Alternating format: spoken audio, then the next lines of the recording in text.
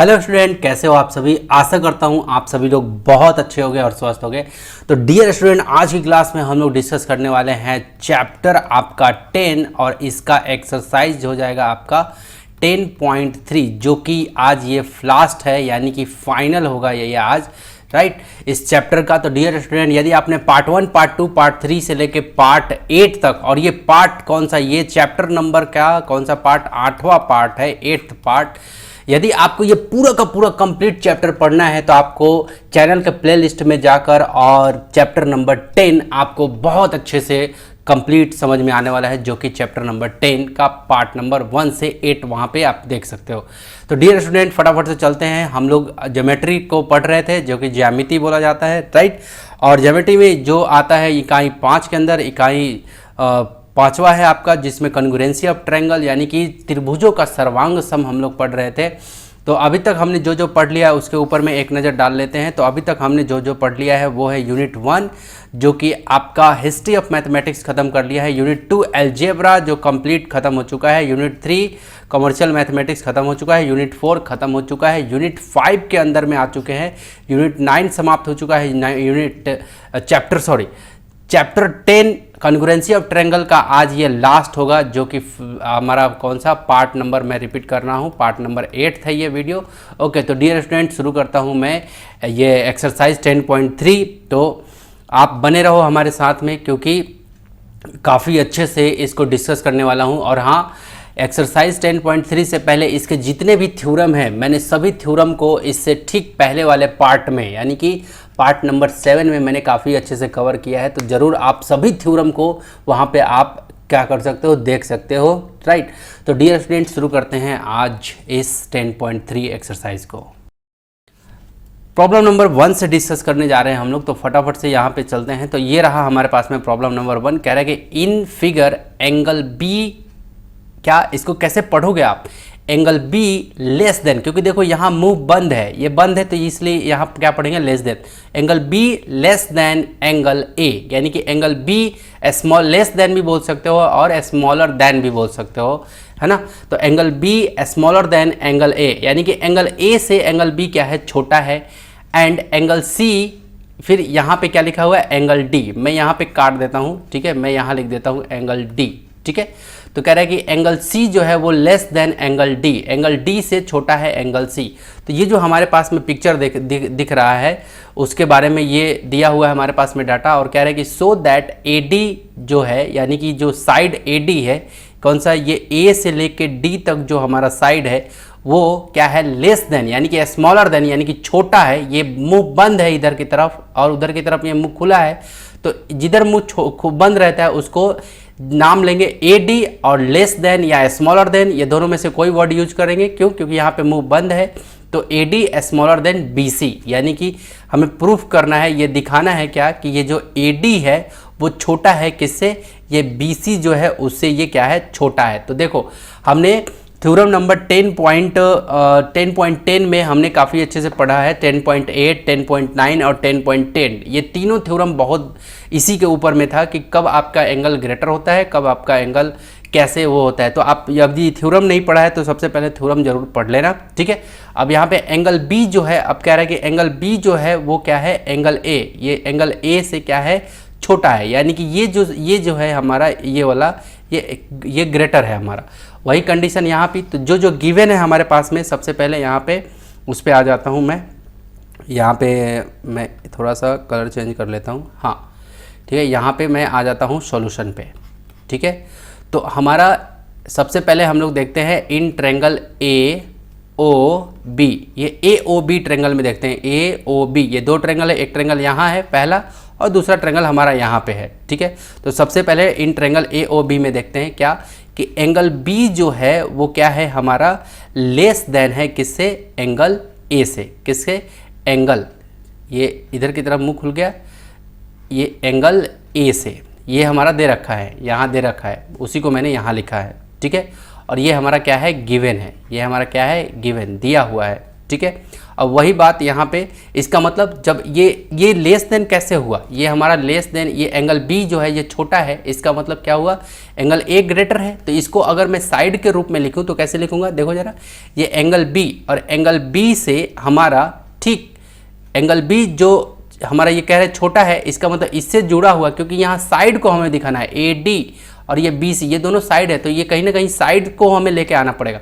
तो angle B का side कौन है, ये ए ओ, एंगल बी के ठीक अपोजिट का कौन सा साइड है, ए ओ, तो ये क्या लिखने वाले हैं, ए ओ, और ये फिर से यूँ मुंह बंद क्योंकि ये रहा, और एंगल ए, और ये एंगल ए का हमारा साइड क्या होगा, एंगल ए, ये एंगल ए के ठीक अपोजिट में कौन है, बी ओ साइड, तो क्या हो जाएगा, ये इधर में क्या हो जाएगा, बी ओ। तो एंगल ए के लिए इसका क्या हो जाएगा, बी ओ। तो याद रहे ये ग्रेटेस्ट एंगल है, तो ये ग्रेटेस्ट साइड है, ये वाला साइड ग्रेटेस्ट है। ये स्मॉलर एंगल है, तो इसके ठीक अपोजिट में ये जो साइड है ए ओ, ये भी स्मॉलेस्ट है, ठीक है, छोटा है। तो वो चीज़ मैंने यहाँ भी साइड को लिख लिया हमने, और इसका नाम दे देता हूँ फर्स्ट, इसका नाम क्या देता हूँ, फर्स्ट। और ये चीज़ कैसे आया, ये चीज़, ये जो ए ओ ग्रेटर देन, ये सॉरी ए ओ लेस देन बी ओ जो आया, ये कैसे आया, यहाँ पे जो नियम बताया था, क्या, साइड अपोजिट, क्या, साइड अपोजिट टू, क्या, side opposite to smaller angle, ठीक है, ये थ्योरम में बताया था, इज स्मॉलर, बहुत अच्छे से देखना इत्मीनान से, ठीक है, क्योंकि ये थ्योरम ही था, ठीक, स्मॉलर इन अ ट्रैंगल, अगर स्मॉलर, अगर क्या, side opposite to smaller angle, ठीक है, अगर स्मॉलर एंगल है तो उसका साइड भी क्या होगा, स्मॉलर होगा। ये ट्रैंगल में मैंने बताया हूँ। अब चलो, अब ये ट्रैंगल आपने ए ओ बी लिया था, और एक और ट्रैंगल ले लेते हैं, एक और ट्रैंगल है हमारे पास में, ओ सी डी, दिख रहा है आपको, इसको हम लोग सी ओ डी भी लिख सकते हैं, in triangle C O D, ठीक है। अब इसके अंदर में क्या यहाँ कंडीशन दिया हुआ है, एंगल सी जो है लेस देन एंगल डी, ठीक है, तो यहाँ पे लिख देते हैं एंगल सी, ठीक है, एंगल सी, और फिर से ये लेस देन क्या, एंगल डी, ऐसे दे रखा है हमारे पास में, ठीक। तो अगर एंगल सी को अगर लिखूँ, अगर मैं कहूँ कि एंगल सी को लिखो इसका साइड, तो एंगल सी के ठीक अपोजिट में कौन है, ओ डी, दिख रहा है आपको, तो लिख लेता हूँ यहाँ पे डी ओ, है ना, और इधर में एंगल डी के अपोजिट में कौन है, ओ से लेके सी, तो ये लिख लिया मैंने ओ सी, ठीक है, एंगल डी के अपोजिट में कौन है, ओ सी, हो गया। इसका मतलब ये हमारे पास में मिल गया, और इसको मैं कह देता हूँ ये दूसरा नंबर इक्वेशन, ये कौन सा, ये दूसरा नंबर, ठीक है। तो इसका भी हमें कैसे मिल गया, वही कारण है, यही side opposite to smaller angle is smaller in a triangle, इसका भी वही रीजन दे देंगे हम लोग, ठीक है। तो ये आप लिख लोगे यहाँ पे, जो भी इसकी बातें हैं वो लिख लेना, यही वाली बातें यहाँ पे आएगी, ठीक है। अब एक काम करते हैं, हमें कह रहा है कि हमें ये बताओ आप कि AD जो है, यानी कि ये पूरा का पूरा, ये A से लेके D, AD, ये AD कैसे आएगा बताओ, ये AD हमारा कैसे आएगा, ये AO प्लस OD करेंगे तब तो हमारा AD आएगा। तो देखो ये AO प्लस ये OD, ये दिख रहा है यहाँ पे, देखो ये A से लेके D तक अगर मैं कहूँ कि लिखो, तो आप कैसे लिखोगे, ये AO प्लस OD करोगे तब तो आएगा, यानी कि इधर वाला ये AO इसमें दिख रहा है फर्स्ट वाले में, और यहाँ पे सेकंड वाले में क्या दिख रहा है, DO दिख रहा है आपको। तो इन दोनों को क्या कर देता हूँ, जोड़ देता हूँ, तब तो मेरा क्या आ जाएगा, AD आएगा।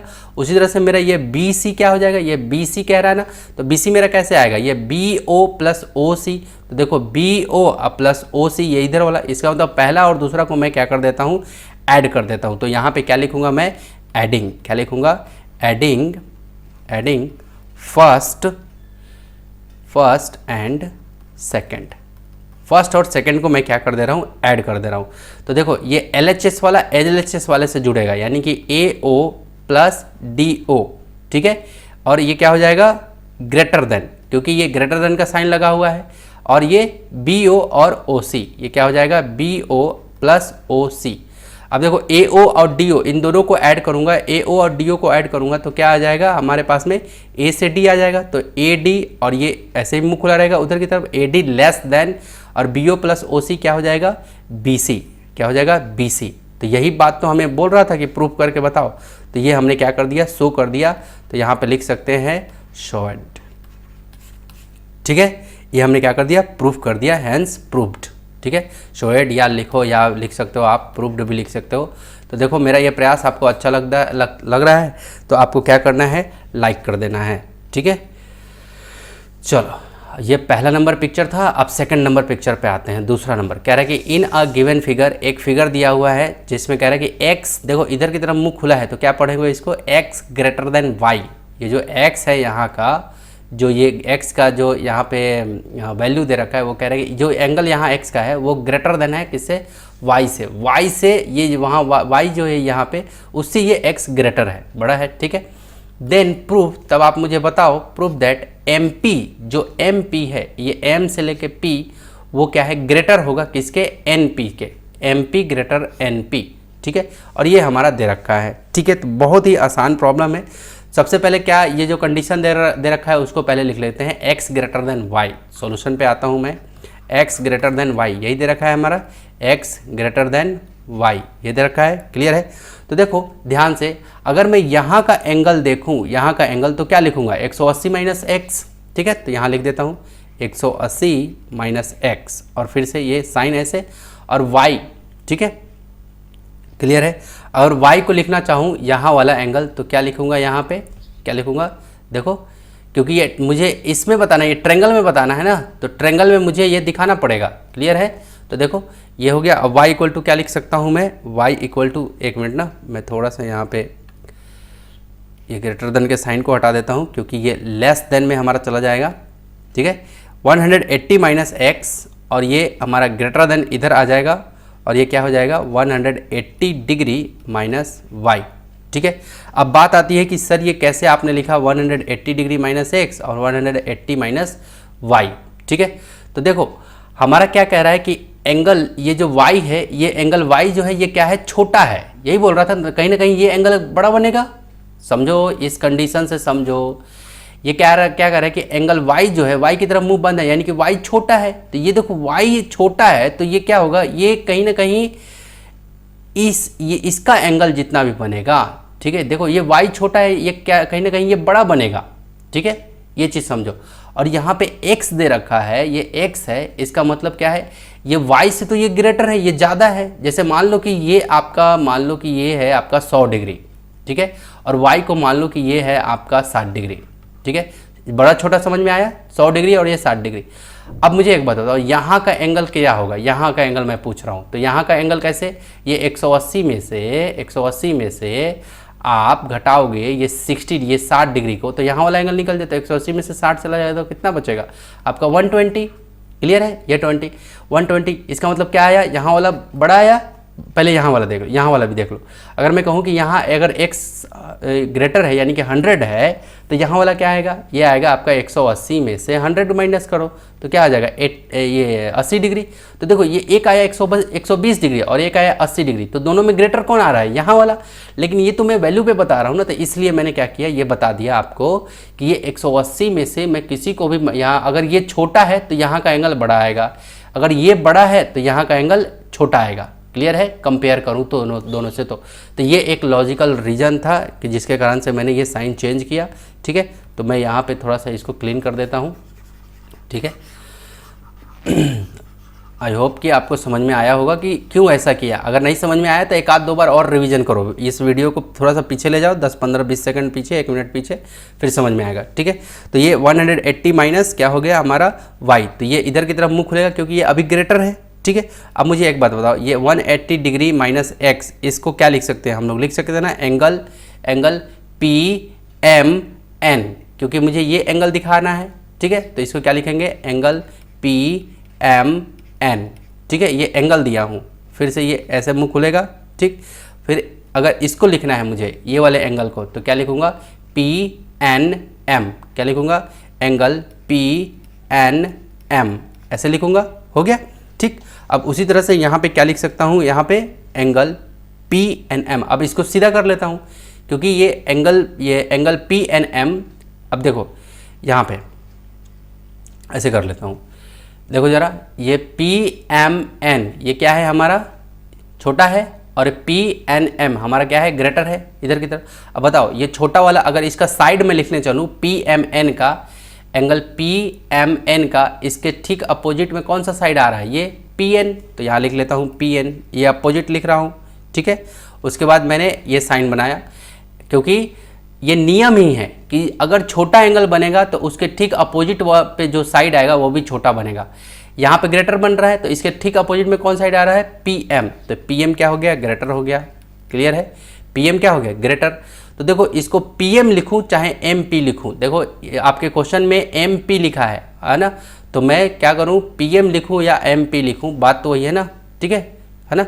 चलो तो ये क्या, अब मैं इसको थोड़ा सीधा कर देता हूँ, तो यहाँ पे लिख सकता हूँ ना, ये पी एम, फिर से मुंह इधर ही खोल देता हूँ, देखो ये जैसे खोला हुआ है, वही बात है, P M greater P N, P M greater P N. तो देखो मैंने पी एम लिखा है, आप चाहो तो इसको क्या लिख सकते हो, एम पी ग्रेटर देन, ऐसे लिख सकते हो, M P greater than N P.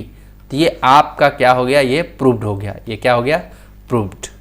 ठीक है, और ये कौन से नियम से आया, ये हमारा कौन से, ये आया, यहाँ पे लिख सकता हूँ क्या, यहाँ पे जो इससे ठीक पीछे में लिखा था, side opposite to greatest, side opposite to greatest angle is longer, है ना, लॉन्गर इन अ ट्रायंगल,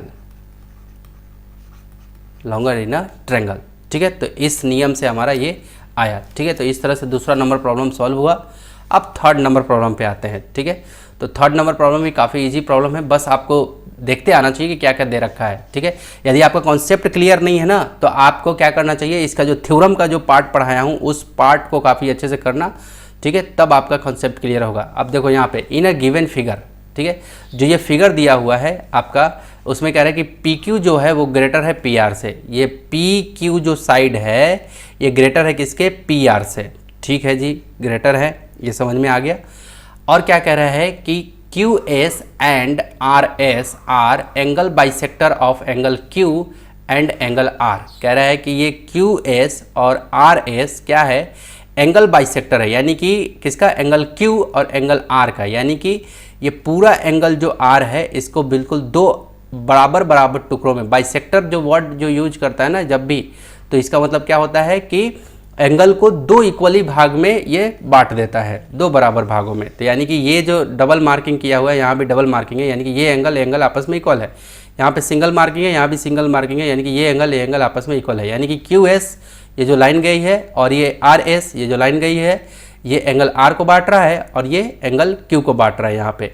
तो आधा आधा बिल्कुल बराबर, यहाँ भी आधा आधा बिल्कुल बराबर। ठीक है, अब क्या कह रहा है यहाँ पे, रेस्पेक्टिवली प्रूफ दैट, आपको प्रूफ करना है कि एस क्यू जो है वो ग्रेटर है एस आर से। आपको प्रूफ करना है क्या, ये जो एस क्यू है वो ग्रेटर है, वो क्या है, ग्रेटर है एस आर से। किसके, एस आर से। देखो ट्रायंगल के अंदर में एक ट्रायंगल आपको शामिल कर दिया है, एक ट्रायंगल के अंदर में एक ट्रायंगल क्या कर दिया है, शामिल किया है, तो वैसे हमें निकालना पड़ेगा, तो साइड से मुझे लेके चलना पड़ेगा। ठीक है, चलो देखो जरा, आपको इसको बनाने का तरीका बता, जो हमारे पास में गिवन है सबसे पहले उसको लिख लेते हैं, जो हमारे पास में गिवन है उसको लिख लेते हैं। ठीक है, तो यहाँ पे क्यू एस जो है, ठीक है, क्यू एस जो है वो क्या है, एक बाइसेक्टर है, इज अ बाइसेक्टर लिख लेते हैं।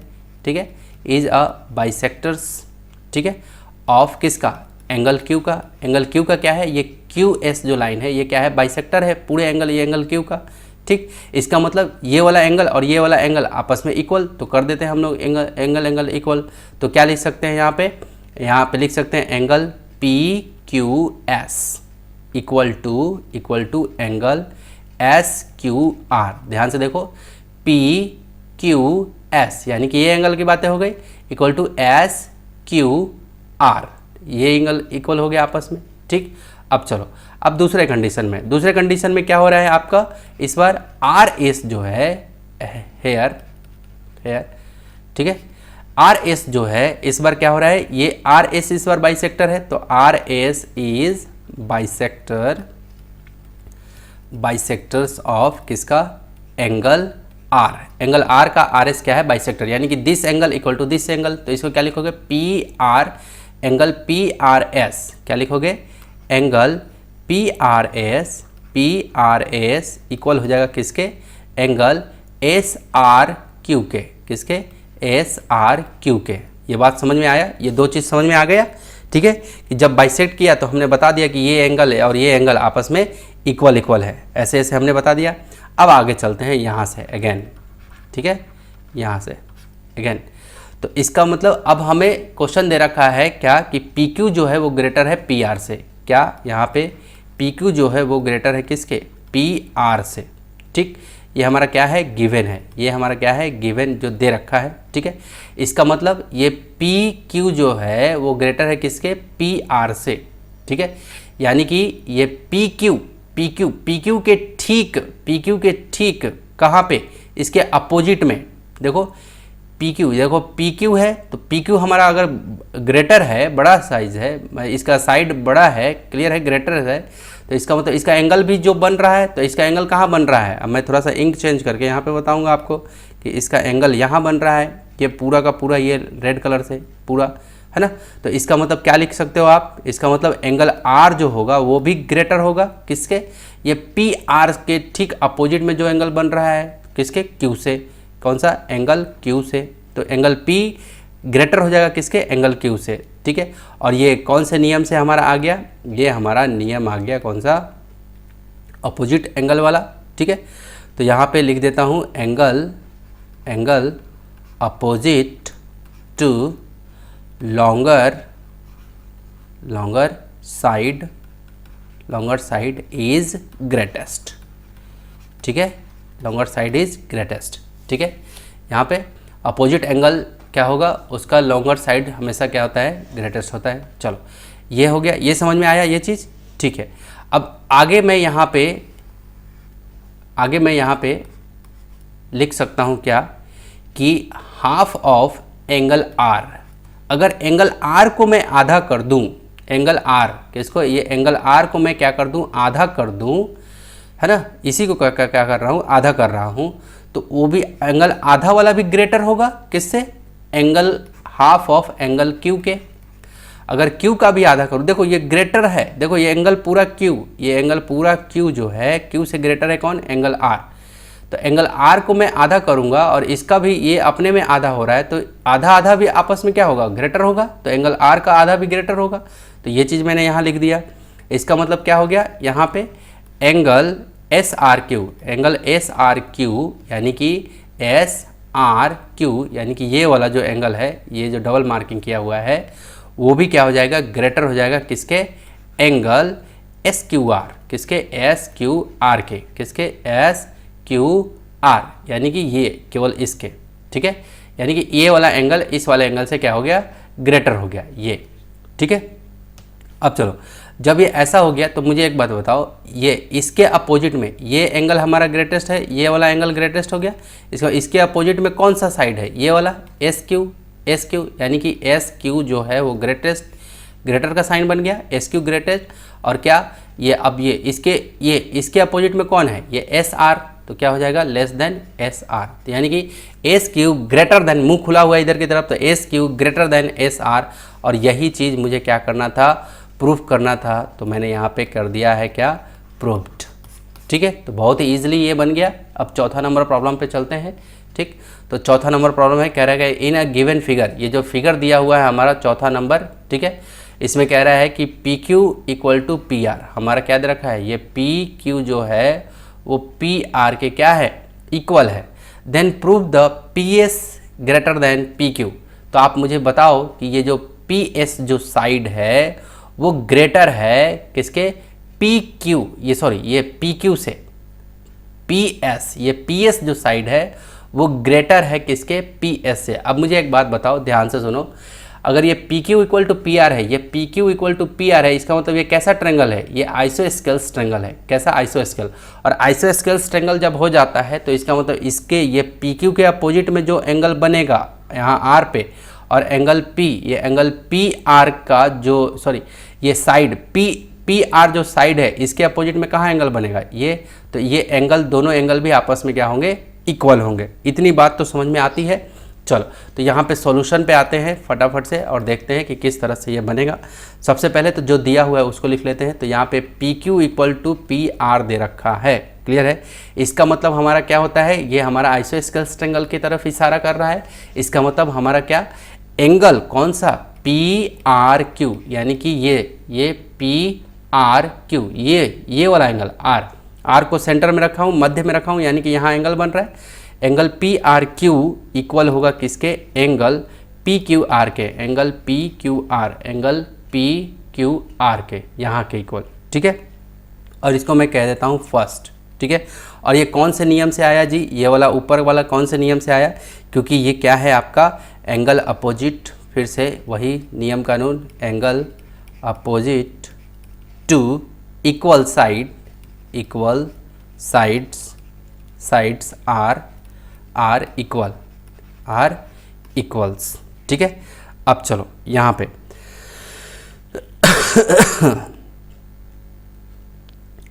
यहाँ पे अब नाउ ये तो हमें पता चल गया कि आपस में ये दोनों एंगल आपस में इक्वल होंगे, यानी कि ये वाला और ये वाला आपस में बराबर होंगे। अब मैं चल रहा हूँ इन ट्रायंगल कौन सा, पी एस क्यू, कौन पी एस क्यू में, ध्यान से देखो पी एस क्यू, इस ट्रायंगल में अगर मैं चलूँ तो देखो जरा ध्यान से, हमें ध्यान से देखो, ये वाला अगर मैं इस ट्रायंगल को पकड़ूँ पी एस क्यू को, तो यहाँ पे अगर मैं ये बना रहा हूँ एंगल, तो ये कौन सा एंगल है, ये हमारा है एक्सटीरियर एंगल, कौन सा, एक्सटीरियर एंगल, ठीक है, एक्सटीरियर एंगल, क्लियर हो गया, एक्सटीरियर एंगल। यहाँ पे P Q R, angle P Q R जो होगा वो क्या हो जाएगा, वो ग्रेटर हो जाएगा, यानी कि ये पी क्यू आर, यानी कि ये जो एंगल हो जाएगा वो ग्रेटर हो जाएगा किससे, एंगल पी एस क्यू से, पी एस क्यू से, किसके एंगल पी एस क्यू से। ये बात समझ में आया, पी एस क्यू से ये क्या हो जाएगा, ग्रेटर हो गया, यहाँ वाला ये एंगल क्या, इस वाले एंगल से क्या हो गया, ग्रेटर हो गया, ठीक है, ग्रेटर हो गया, ये बात समझ में आ गया। चलो तो ऐसा किसके नियम से हुआ, ऐसा ये मैं लिख रहा हूँ आपका किसका, एक्सटीरियर, क्योंकि चूँकि यहाँ पे therefore angle P Q R जो है, यहाँ पे एंगल पी क्यू आर जो है इज एन कैसा, एक्सटीरियर, कैसा, एक्सटीरियर एंगल, ये कैसा एंगल है, एक्सटीरियर एंगल है, ठीक है, ये एक कैसा एंगल है, एक्सटीरियर एंगल है, ठीक है।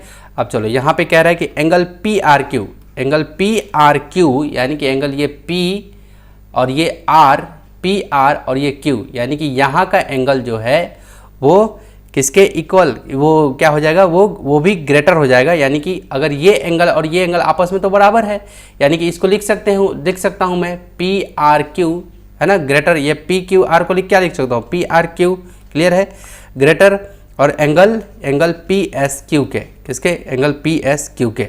ये ऐसा मैंने कैसे लिख दिया, फ्रॉम, यहाँ पे फ्रॉम इक्वेशन नंबर फर्स्ट से, ठीक है, क्योंकि यहाँ पे मैंने ये, क्योंकि ये आइसोस्केल्स बन रहा था, है ना, जिसकी दो भुजाएं बराबर हैं, ठीक है, तो उससे इसका एंगल इक्वल, अगर यहाँ का एंगल और यहाँ का एंगल आपस में बराबर होगा, अगर ये ग्रेटर है तो ये जितना है उतना ही ये भी होगा, तो मैंने इससे कंपेयर कर लिया, ठीक है।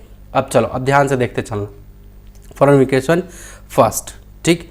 अब चलो, इसका मतलब ये जब पी क्यू आर ऐसा लिखा, तो ये पी आर क्यू को देखो, पी आर क्यू, समझ में आया, पी आर क्यू, यानी कि ये वाला एंगल, ठीक है।